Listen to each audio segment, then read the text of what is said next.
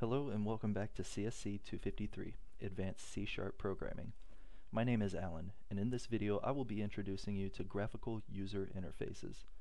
We will discuss some of the concepts and tools that are associated with them. So what is a graphical user interface?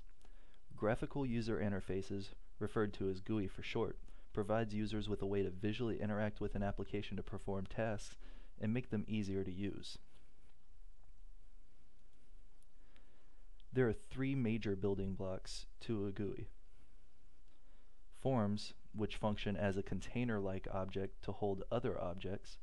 Controls, which populate a form to provide the user with information or ways to interact with the application.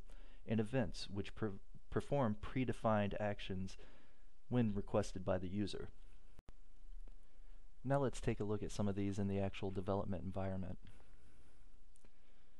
The window I'm highlighting now is the form object. All controls inside of the form are specific to it.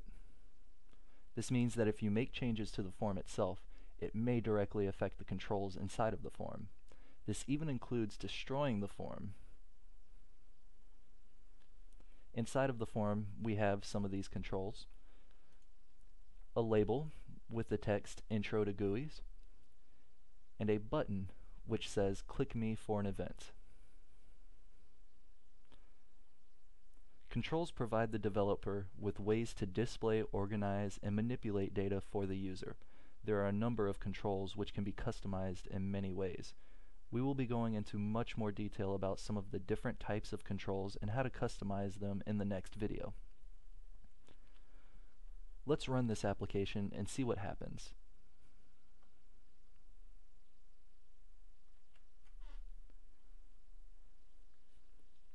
If we run the application and click the button in the window, you'll notice that it performs an action.